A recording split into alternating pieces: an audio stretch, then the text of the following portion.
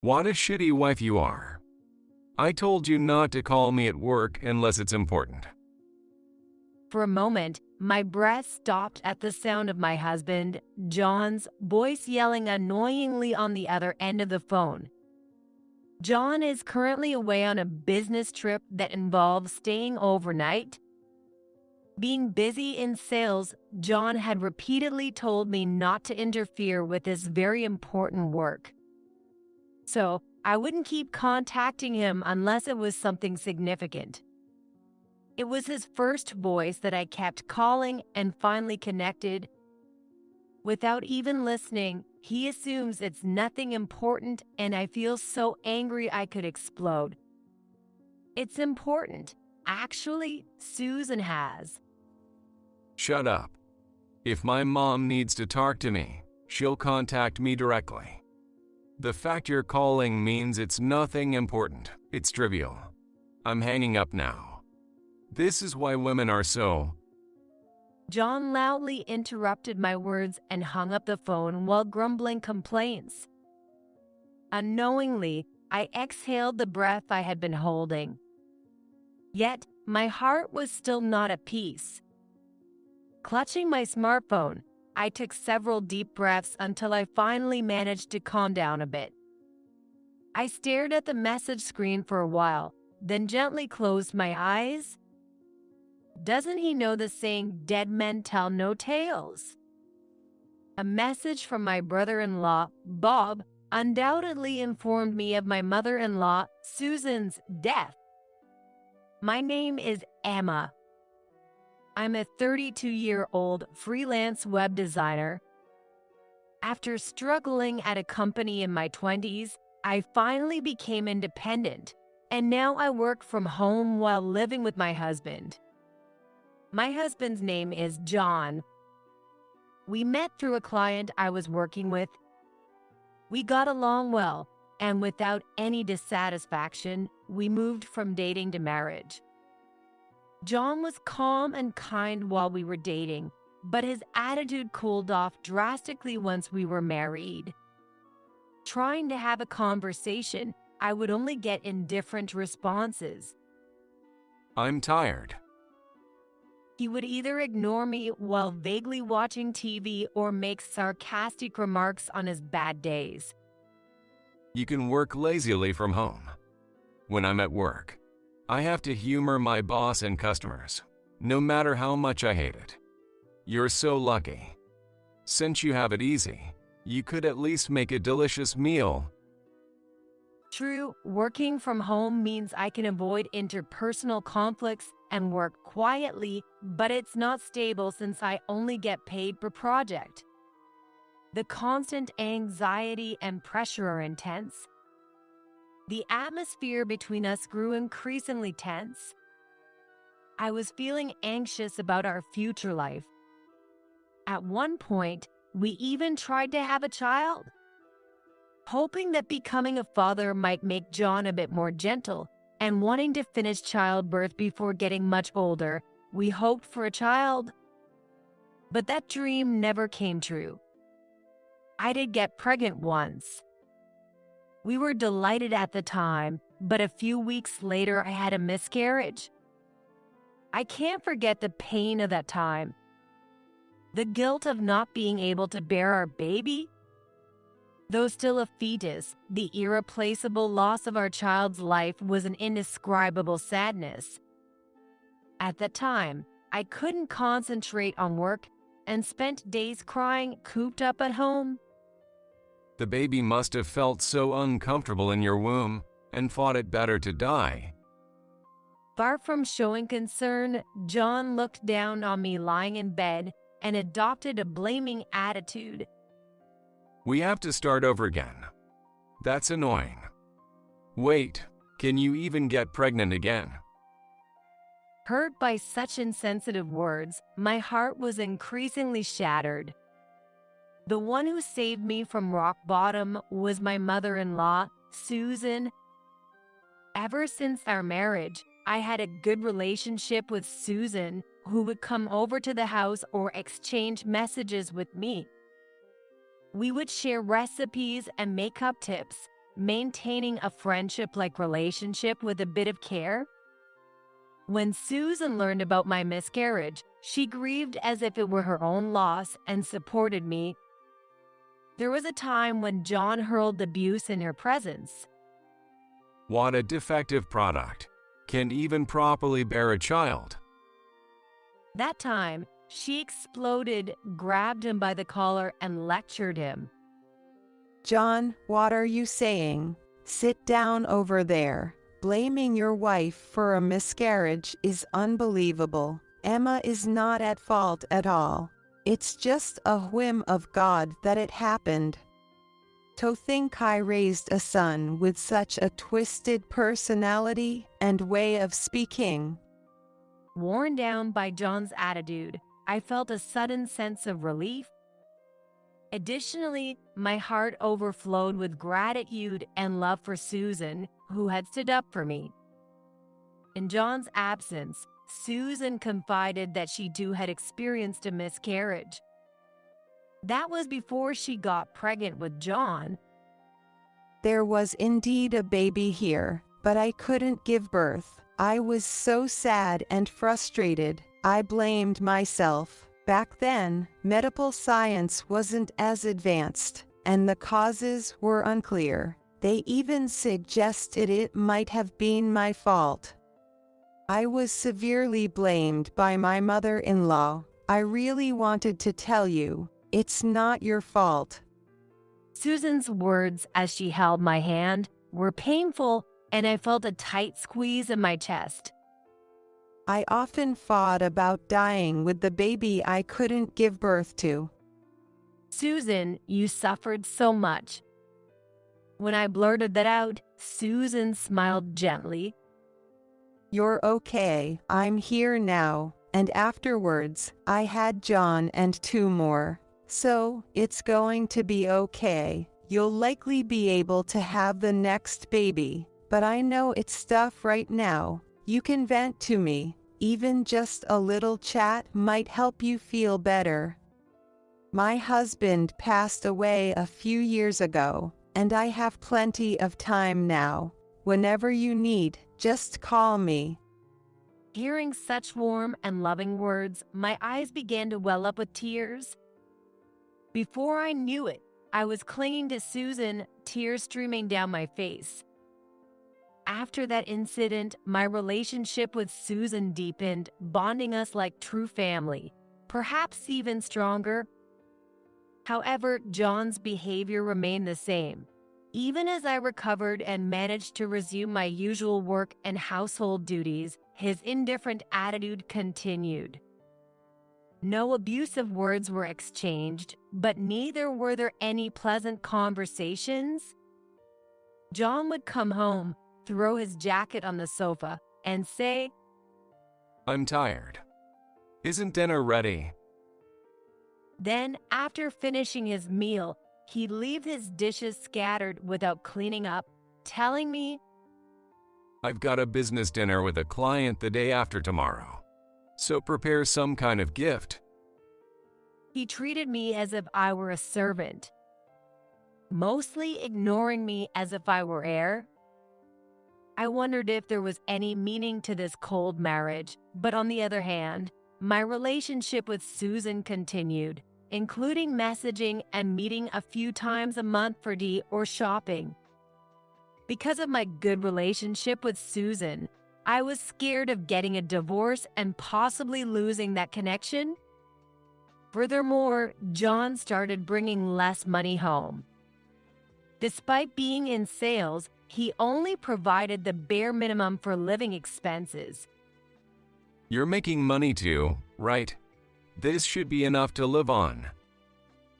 He decided one way, with no chance of discussion. Even his attitude seems to be that he would rather put money in, so I shouldn't complain. No sign that his belongings or clothes have suddenly become flashy. There was no suspicion of an affair, such as lipstick on his shirt or the smell of a woman's perfume. Just excuses about work becoming busier, tougher clients, and more business trips and overnights. I wondered why, if he treated me like air and didn't want to be home that much, he didn't just ask for a divorce. Months passed as I got used to a frugal lifestyle, working hard at home and my job. My work began to be recognized more than before, and I received more projects and higher rates from clients who had helped me previously. As work got busier, it increasingly got on track. So my earnings increased, and if I could keep my job at the current pace, I might be able to afford to save even if John's living expenses were small. One day, it happened. Are you on another business trip? You were just on one last week. I was surprised to hear that John, who had just taken a business trip a few days ago, was leaving again in 2 nights and 3 days. It seemed excessively frequent. If it were due to sales, business trips could happen, but I hadn't heard anything about him switching departments since we got married. The sudden, significant change in routine felt unnatural. That's what I said. I have troublesome client who call me to the local area every time. Unlike you clicks around on the internet. I earn my keep on the ground. John snapped this at me and threw an empty suitcase in front of me, saying, "Get it ready if you understand." Why must I endure this? That thought crushed my heart, and I just silently looked down at the suitcase. Without paying any attention to me, John finished his meal and shower and went to sleep. As I approached the bed, John was snoring loudly, showing no signs of waking up. His smartphone was right in front of me. Using John's finger for the fingerprint authentication, I could easily peek inside. But if I found definitive evidence, it would surely lead to divorce. Then I would have to explain everything to Susan. If we divorced, I couldn't imagine maintaining the same relationship with her as before. However, maybe Susan would scold him, saying that's my son's fault, and we could continue our relationship not just as mother-in-law and daughter-in-law, but as friends. As I was about to use John's finger to unlock his phone, the screen suddenly lit up. The notification for the messaging app displayed prominently, showing a name that was clearly a woman's. Looking forward to our weekend getaway. Since last week was shopping, let's relax and cuddle at the resort hotel this time. Strangely, I felt no anger. Rather, I was almost happy to have evidence to demand compensation from John and this woman. Taking advantage of the moment while he was deeply asleep from drinking, I unlocked John's smartphone and launched the messaging app. I quickly took a photo of the screen with my phone and slowly scrolled through it. I took photos of all of their messages from when they would have started a relationship. There were also photos taken on the bed, naked, and I struggled to keep my hands from trembling. I then checked whether John's overnights were really for business trips or for meeting this woman. It turned out not all were lies. Occasionally, he really was on business trips. Even after all this, John showed no signs of waking up, and gathering evidence was chillingly easy. Collecting all this evidence was chillingly easy, as if he hadn't intended to hide his affair at all, which made my head spin. The next morning, John acted as if nothing was amiss. He sat down as usual, waited for breakfast, complained about the seasoning, belittled my work, and whined about how hard his own life was. Watching him leave the house, my heart remained strangely calm. I even had the peace of mind to think about searching for a lawyer. Perhaps because I had stopped talking, John seemed to be in a slightly better mood.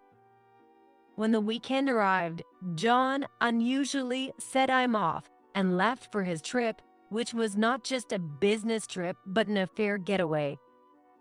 As I was deciding whether to go out for groceries after tidying up the house, an unexpected call came through on my smartphone. John has a brother and a sister. The caller was John's younger brother, Bob. I heard that Bob, who was married, was living with his parents to save money for a house. Hello. As I answered the phone, I heard a voice much more somber than when I had last seen him. Hi, Emma. I'm sorry to call out of the blue, but my mom suddenly passed away this morning. Oh, no. It must be a mistake, I exclaimed, almost screaming. Images of Susan, with whom I had spent so much time, flashed through my mind. Her smile when we had tea together. Her serious face when she gave me advice. And her warm expression when she supported me through my miscarriage.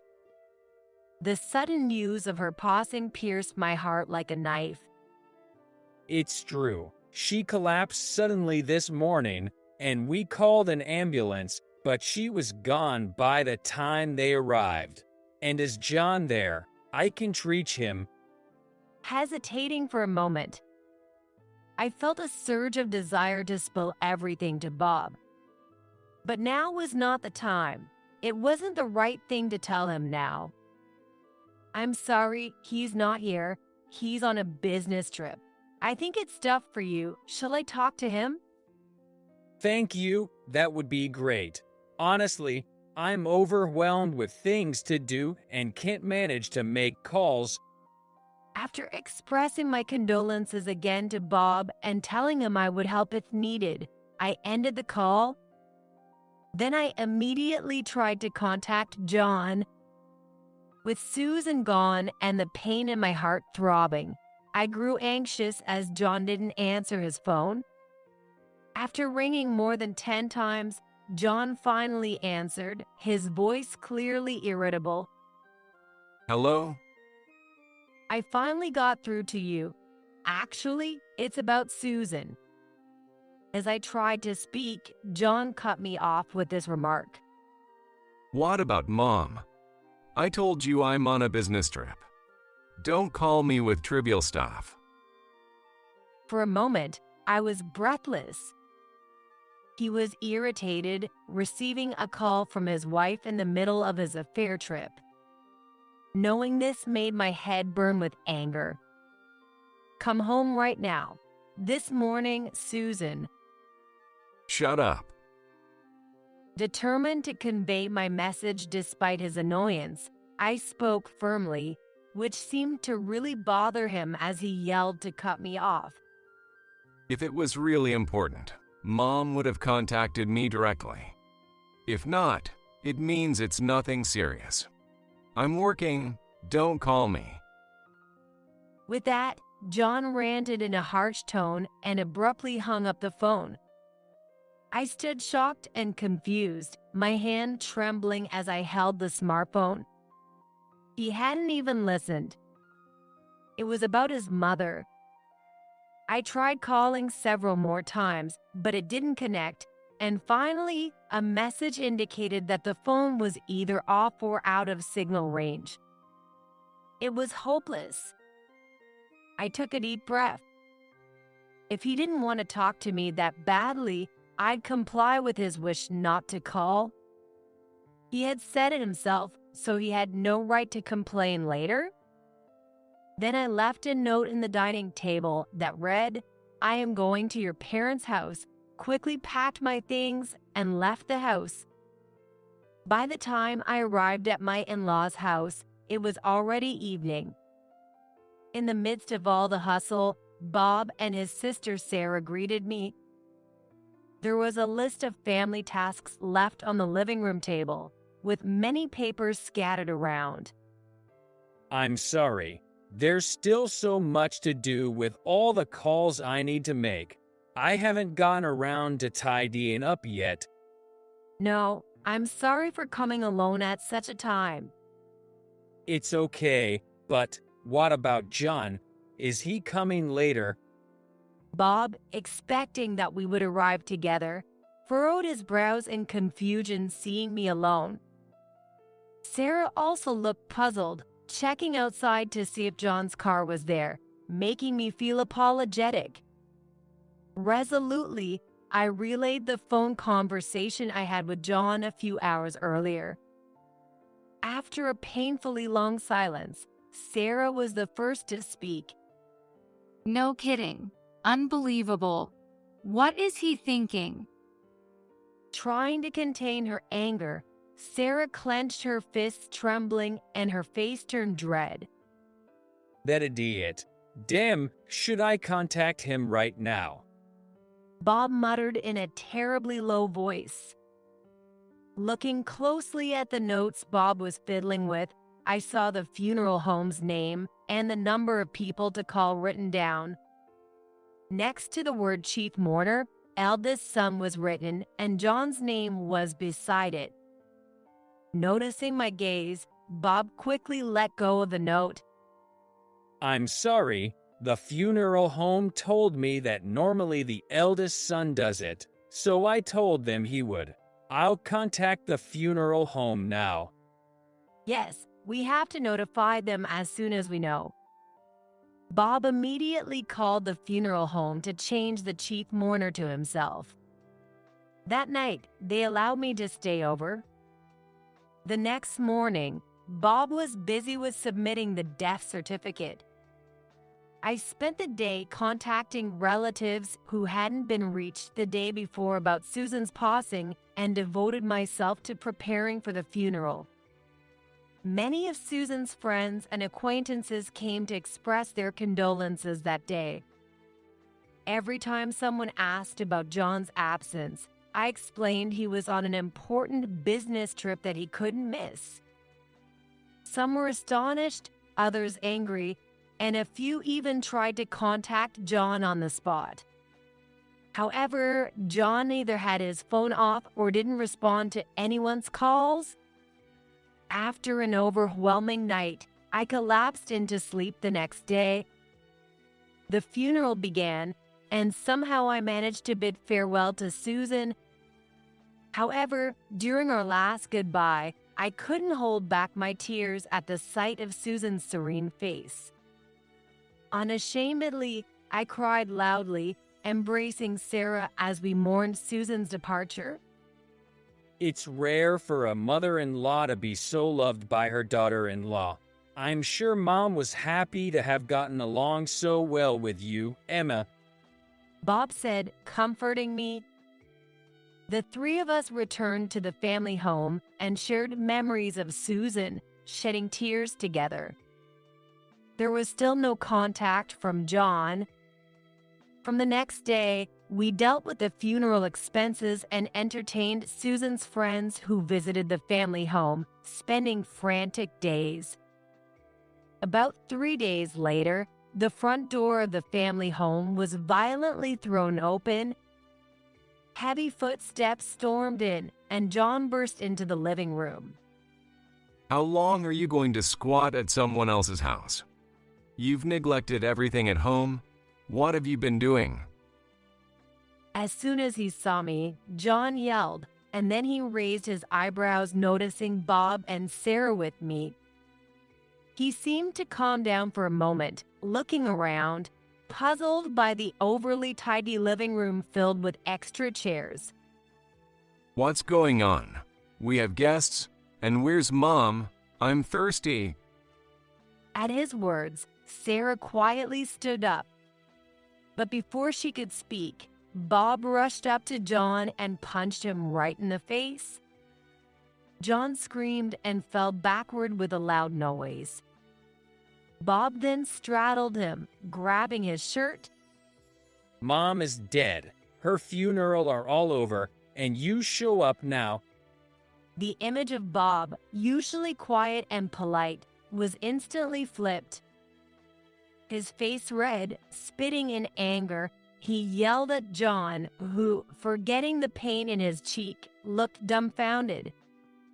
Eventually, as the words began to sink in, John screamed back, red with anger just like Bob. I didn't hear anything about this. Why didn't you tell me something this important? We did contact you. Susan, Sarah, and I, even relatives called you like crazy. John choked on his words, looking away. I don't know when John turned his smartphone back on, but the number of missed calls regarding Susan's death would easily exceed 50. It must have been difficult for him to pretend he was unaware. Yet, unwilling to admit his fault, John glared at me. It's your fault for not getting to the point quickly. If you had told me properly about Mom, I would have come right back. You didn't even try to listen, did you? Sarah's cold voice drowned out John's yelling. In stark contrast to the still trembling Bob, Sarah glared at John without hiding her disdain.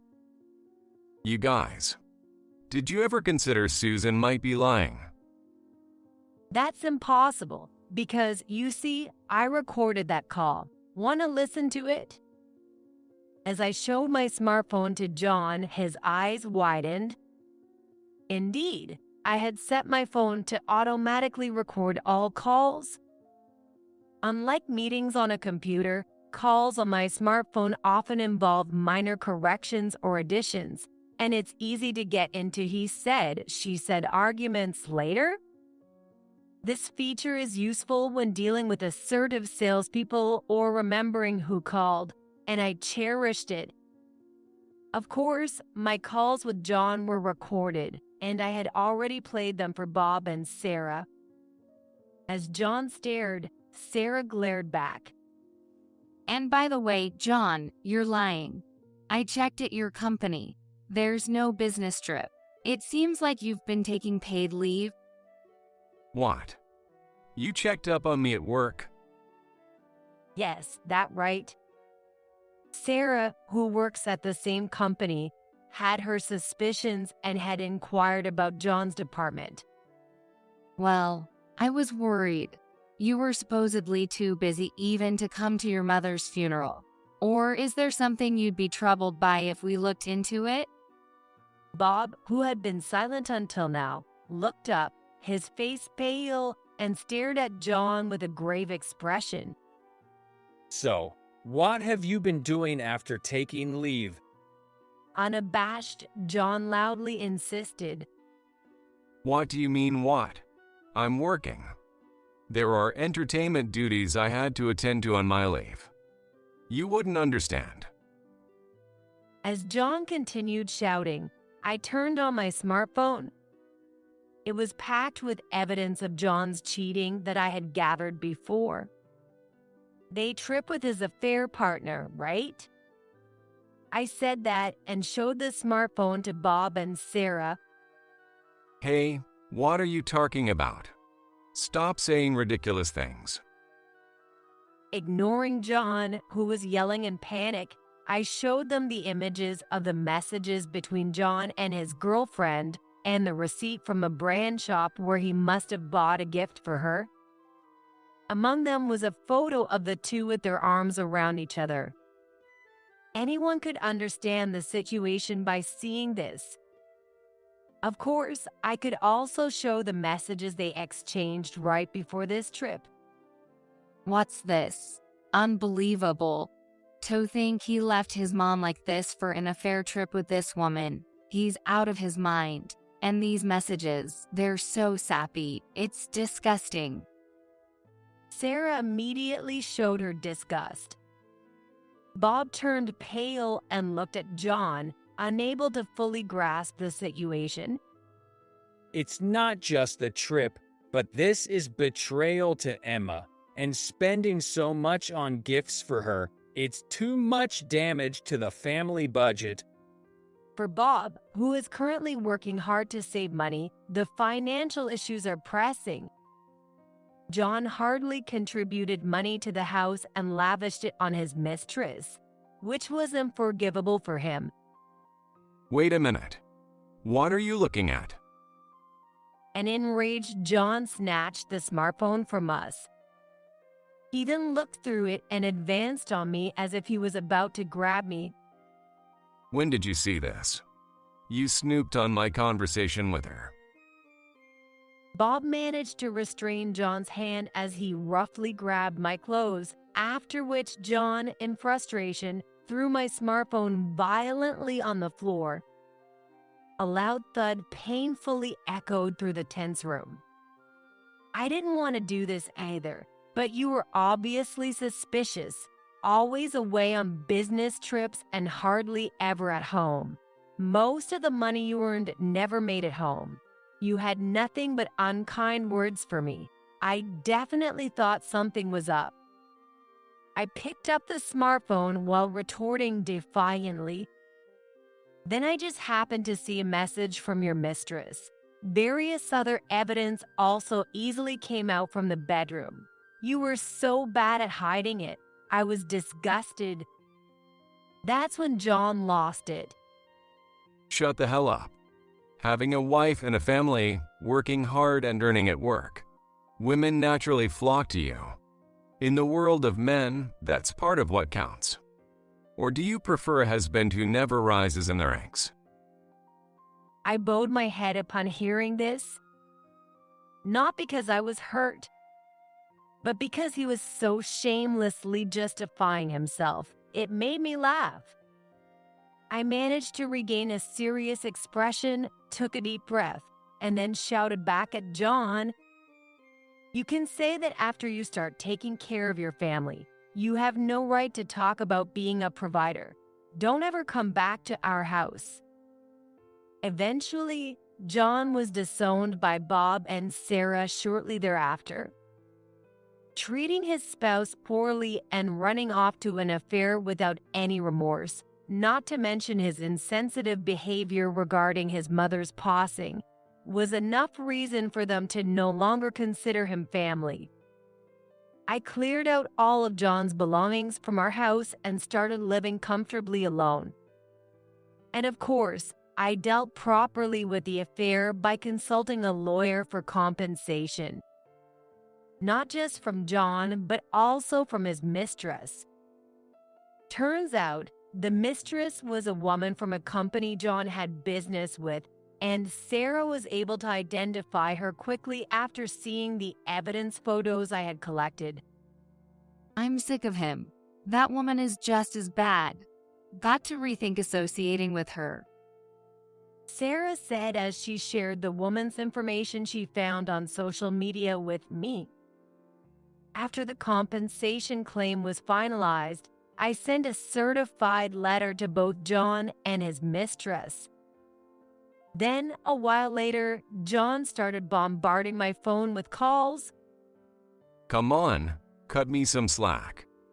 Kicked out by my family, I had to rent a cheap apartment. How am I supposed to live like this? The compensation is ridiculous. You snooped around me, didn't you? It's not like I'm the only one to blame. Complaining, still clueless about his wrongdoing, I was dumbfounded and eventually blocked his number. Then, a few days later, he started showing up at my house. Thinking who it could be, I opened the door and there was John, looking much dirtier than before. "What are you doing here? I told you never to come back." As I pushed him away, he flashed an unpleasant grin. Got it. I won't enter the house, but at least do something about the money. The compensation is too high, and I barely make ends meet. Can't even afford a new suit. It's a big problem for a top salesperson like me, right? Shamelessly begging for money like that. Why don't you ask the girlfriend you traveled with for support, not me? When I made a sarcastic remark, John clenched his lips in frustration and frowned. It's because you sent a compensation claim to her too. Why did my wife find out? She was furious that she had to pay compensation too, and decided to break up with me. So it seems that John was dumped because his girlfriend, who saw him as a cash cow, turned into a liability. It seems he lavished her with expensive brands and took her on luxurious trips frequently. Turns out she was just a lousy woman who only saw John for his money. Oh, right. But you, unlike me, you're a respectable person who excels in a company setting, earning praise at work, right? Then take care of yourself. Goodbye. With that, I slammed the front door shut. I quickly contacted my lawyer, and soon a restraining order was issued against John. John really squandered the money he earned on his mistress and frivolous things, and he dumped all the household responsibilities on me, so he had no life skills. It seems he's living a miserable life in his apartment now, unable to do any housework. His dirty appearance when he showed up at my house was the result of his lack of life skills. With no domestic skills and subsisting on junk food every day because he couldn't cook, he couldn't work, and a few months later, it seems he was fired from his job. I heard this from Sarah, who works at the same company. It's unlikely John will find a good job again, and his attempts at finding a full-time job have failed. However, he needs to sort out his life and pay the compensation. A few months later, Sarah told me she saw John doing a traffic control part-time job, looking unwell on a road she traveled on a business trip. After all his condescending and selfish behavior, John ended up continuing in a low-wage job with no freedom. And the mistress ended up not being able to pay the compensation herself, so her parents had to cover it for her. Her parents were furious about her extravagant affair with a married man, and she had to pay them back. She was banned from enjoying shopping and trips she used to indulge in, and had to take a job under strict parental supervision that she didn't want. She's forced to lead a suffocating life with no freedom, either at work or in her private life, and continues to work while dealing with stress every day. After that, I combined the savings I had accumulated with the compensation money and moved to a new apartment early. The current apartment also holds memories of the time I spent with John, and just living there brings back unpleasant memories. I wanted to get away from such a place as soon as possible. Work projects keep increasing, and I'm managing to build a good track record while earning the trust of several clients. I devote myself to work and love alone. I turned over a new leaf and started a new life. A few months later, I met a man at a cafe in my new town and started dating. He works in planning and development at a major company and has a great interest and respect for my job as a web designer.